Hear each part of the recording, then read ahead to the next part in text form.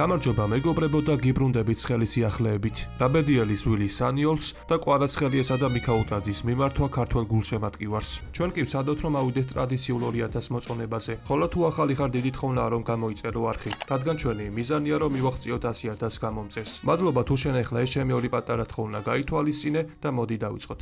მიქაუტაძისა და კუჩოს დაპირისპირება დაიწერება მედიაში ვილიარეალისა და ბეტისის შეხვედრის წინ. სანაკრებო პაუზის შემდეგ ვილიარეალში დაბრუნებულ გიორგი მიქაუტაძეს თავისი შესაძლებლობების ჩვენება შაბათს ლა-ლიგის მე-9 ტურის შეხვედრაში მოუწევს. ვილიარეალი ბეტისის დაპირისპირება კი გულშემატკივრებისა და სპორტული მედიის განსაკუთრებულ ინტერესს არაერთი ფაქტორის გამო იწვევს. მათ შორის ერთ-ერთი და ჩვენთვის საყურადღებო კი მეტოქეთა ქართველი და კოლუმბიელი თავდამსხმელების, შესაბამისად გიორგი მიქაუტაძისა და კუჩო ენანდესის მოსალოდნელი დუელია. ამასთან დაკავშირებით კი სუპერ დეპორტე შემდეგ კომენტარს აკეთებს. კვირას გასამართ ევროპული ტიტანების, ვილიარეალისა და რეალ ბეტისის მატჩში კიდევ ერთი განსაკუთრებული დაპირისპირება შედგება. ეს იქნება ქართველი და კოლუმბიელი თავდამსხმელების დუელი, რომლებიც თავისი გუნდების გამორჩეული ბომბარდირები არიან. კუჩო ენანდესის და გიორგი მიქაუტაძეს თავდამსხმელები არიან, რომლებიც მიმდინარე სეზონში ყურადღებას იმსახურებენ. უდიდესი პოტენციალის მქონე ორივე ფორვარდი გამოირჩევა შედეგიანობით და მათი ცნობადობაც მატულობს. ისინი არიან თანდაყოლილი ბომბარდირული ნიჭის მქონე თავდამსხმელები,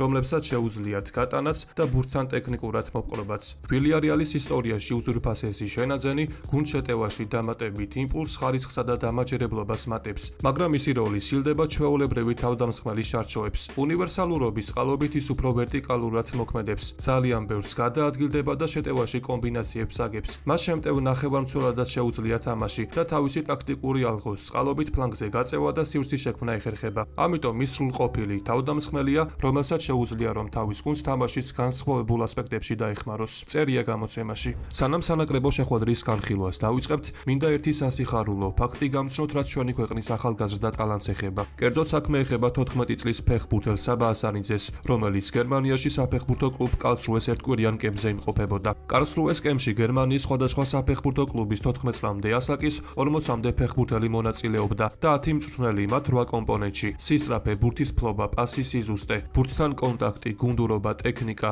ინდივიდუალიზმს და დრიბლინგს აფასებდა. რუსთაველმა სპორტსმენმა კი ყველაზე მაღალი შედეგი აჩვენა და პირველი ადგილი დაიკავა. კარლსრუემ კი საბა ახალგაზრდა ტალანტების სიაში შეიყვანა. კლუბის აკადემია კი მისი აყვანით არის დაინტერესებული. ეს კი ძალიან სასიხარულო ფაქტია, რადგან საბა წარმოადგენს იმ ახალ თაობას, რომელიც ნაკრებთან ერთად ახალ მომავალს ააშენებს. იმედი მაქვს, რომ ის არ დაკმაყოფილდება ამჟამინდელი შედეგებით და უფრო მეტს იშრომებს, რათა უფრო დიდ წარმატებებს მიაღწიოს. ამიტომ ერთად უსურვოთ წარმატებების საბას. როგორც მოგეხსენებათ, საქართველოს ნაკრებმა თურქეთში მორიგი მძიმე მარცხი განიცადა და სამწუხაროდ მათ წინააღმდეგ უშანსოთ 4-1 დაუმარცხდით. მიუხედავად დიდი მოლოდინებისა და სურვილისა, ჩვენი ოცნება უცნებად დარჩა და მან კიდევ რამდენიმე წლით გადაიწია. თურქეთთან აჩვენებით თამაშის შემდეგ კი უკვე თამამად შეიძლება გამოვიტანოთ დასკვნები და დავსვათ კითხვა: გასაშვებია თუ არა ვილი სანიოლი? ახალი ამბავი არ არის, რომ ხალხი ვილი სანიოლის გათავისუფლებასთან დაკავშირებით საფუძვლიანად ალაპარაკდა, რომელსაც საქართველოს ფეხბურთის ფედერაციასთან კონტრაქტი 2028 წლამდე აქვს. ფრანგი სპეციალისტის ერთ-ერთი ყველაზე დიდი პრობლემა კი გახლავთ ის, რომ მას 4-მცველიან ტაქტიკაზე გადასვლა ძალიან უჭირს. მან კი ვერ იპოვნა ის გასაღები, რაც გუნდს ერთმუშტად შეკრავს და გამარჯვების გზაზე დაგვაფრუნებს. ფაქტიურად ვილი სანიოლი ნაკრებთან ერთად ბოლო ორ შეხვედრას ჩაატარებს, რადგან ყველაზე კარგი ვარიანტი ამ ციკლის დასრულება და სანიოლთან ნოემბერში გამომშვიდობება იქნება. სხვა შემთხვევაში კი აშკარად ჩანს, რომ ნაკრებში განვითარება აღარ იგრძნობა. ასევე საგანგაშოა ბოლო შეხვედრაში დაცვის უაზრო და შეუთამაშებელი ქმედება. გასაკვირი იყო ასევე ის ფაქტიც, რომ 2 მეტრიან დემირალს კიტეიშვილი ეთამაშებოდა, რის გამოც კუთხურიდან 2 გოლი გაუშვით. ეს ყველაფერი კი მიუთითებს სწორედ იმაზე, რომ ვილი სანიოლს მეტოქე სათანადოდ არ ჰყავდა შესწავლილი და ტაქტიკურად არ იყო გაანალიზებული ის ფაქტი, თუ კონკრეტულ სიტუაციაში რომელი ფეხბურთელია სახიფათო და ვის წინააღმდეგ უნდა ვიყოთ განსაკუთრებული ყურადღებით. მადლობა ვილი სანიოლს ყველაფრისთვის. მან საქართველოს ნაკრების გუნდად ქცევაში მართლაც ლომის წვლილი შეიტანა. ვილი საქართველოს ისტორიაში სამუდამოდ კარგი სახელით ეწერება და ალბათ დამეთანხმებით, რომ სანამ გვიანი არ არის, სჯობს რომ ჩვენი გზები გაიყოს. ხოლო ცოტა ხნის წინ ნაკრების ბოლოდროინდელ წარუმატებლობაზე კომენტარი კვარაცხელიამ გააკეთა და გულშემატკივრებს შემდეგი სიტყვებით მიმართა: პირველ რიგში მინდა მადლობა ვუთხრა ამ ორივე გასვლით მატჩზე ჩამოსულ თითოეულ გულშემატკივარს და ყველას, ვინც გქომაგობდა. რთული მატჩები გამოვიდა არასასურველი შედეგებით და სათამაშო ხარისხით. აუცილებელია ყველა პრობლემა გავაანალიზოთ, დავინახოთ, მივიღოთ და შემდეგ თამაშებში გამოვასწოროთ. არ არის პირველი, როდესაც დაბრკოლებების წინაშე ვართ, მაგრამ ერთად აუცილებლად უნდა გადავლახოთ და დავბრუნდეთ მივიდეთ გამარჯვებების და პროგრესის გზაზე, ამბობს ხვიჩა. ასევე კომენტარი მიქაუტაძემაც გააკეთა. რა თქმა უნდა, ამ ორი მარცხით ძალიან ვართ დამწუხრებულნი და ჩვენ ყველამ უნდა გავაკეთოთ თვითკრიტიკა, რათა გავიგოთ რატო ვერ შევძელით ჩვენი ძალის ჩვენება. მაგრამ ჩვენ ვართ საქართველო და ჩვენ დავბრუნდებით უფრო ძლიერები და უფრო ერთიანები ვიდრე ოდესმე და უპირველეს ყოვლისა ჩვენი უდიდესი ძალით, თქვენით. გმადლობთ თქვენ მხარდაჭერისთვის ესპანეთიდან თურქეთამდე. თქვენ საოცრები იყავით და ჩვენ ნამდვილად ვაცნობიერებთ თუ რა დიდი ბედნიერებაა რომ ყავს ასეთი გულშემატკივრები და ასეთიერი ჩვენს გვერდით. გმადლობთ ყველაფრისთვის, განაცხადა მიქაუტაძე. დაცემას კი ყოველთვის მოსდევს წამოდგომა. ალბათ გახსოვთ ნაკრების მსგავსი წარუმატებელი პერიოდი, როდესაც იმედი ყველას გადაეწურა და სინათლეც არც აჩანდა. სწორედ ამ მძიმე პერიოდის შემდეგ კი ნაკრების ერთგვარი ოქროსხანა დაიწყო და საბოლოოდ ყველაფერი იმით დაგვირგვინდა რომ ისტორია დაიწერა და ევროპის ჩემპიონატზე გავედით. ხოლო სწორედ იმ წარემარცხებმა და წარუმატებელმა პერიოდმა ფეხბურთელებში გააჩინა შიმშილი. შიმშილი წარმატებისა და გამარჯვებებისა. ბოლოდროინდელმა წარმატებულმა პერიოდმა კი ფეხბურთელები აშკარად მოადუნა და ნაპერწკალით ჩაქვრა. რაზეც შეხვედრის შემდეგ ყურადღება სწორედ კიტეიშვილმა გაამახვილა. ახლა კი ახალი მუხტისა და ახალი ისტორიის დროა, რაც მწვრთნელის შესვლით უნდა დაიწყოს. დემბელეს მთავარი მოთხოვნა ოქროს ბურთის მოგების შემდეგ. ვინისიუსი რეალში ხელშეუხებელი აღარ არის.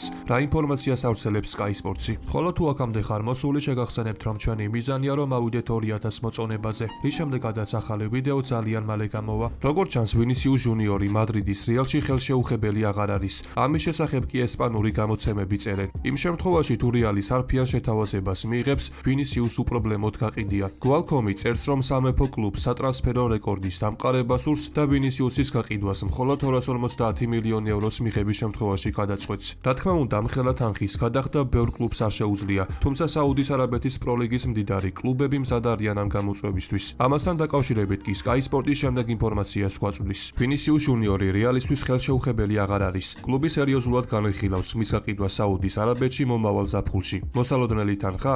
არანაკლებ 250 მილიონი евро ბრაზილიელი ვარსკვლავისთვის. სცენარი, რომელიც სულ რამდენიმე თვის წინ წარმოუდგენლად ჩანდა. წერია გამოცემაში. ვინისიუსის გაყიდვაზე კი ბოლო პერიოდია უფრო და უფრო აქტიურად იწერება. ამიტომ არ არის გამორიცხული რომ მან კლუბი ძალიან მალე დატოვოს. ასევე საინტერესოა რეალის გულშემატკივრების აზრის მოსმენაც. გსურთ თუ არა თქვენ რომ ბრაზილიელმა კლუბი დატოვოს? გამოცემა ეკიპის ინფორმაციით უსმან დემბელეს გარემოცვა მსოფლიოს საუკეთესო ფეხბურთელი ჯილდოს გამოყენებას აპირებს. როგორც მოგეხსენებათ, ფორვარდი უკვე იღებს ყველაზე მაღალ ხელფასს PSG-ში, რაც წელიწადში 18 მილიონ ევროს შეადგენს. თუმცა გავრცელებული ინფორმაციით, გადასახადების გათვალისწინებით დემბელე წელიწადში 10 მილიონ ევროს იღებს.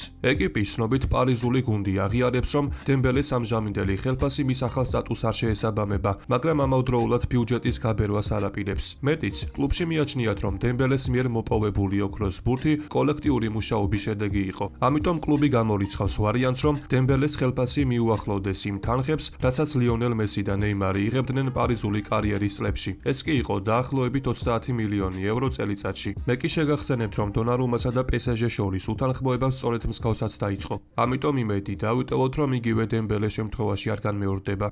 დღევანდელ ვიდეოს კი ამით დავასრულებ. მოტივაციისთვის კითხავნა რომ ავიდეთ მინიმუმ 2000 მოწონებაზე. ასევე გამოიწერე არხი, რათა იყო მუდმივად საქმის კურსში. ყველას გისურვებთ ჯანმრთელობას და ბედნიერებას. მე კი მომავალი ვიდეოთი ძალიან მალე დაგიბრუნდებით.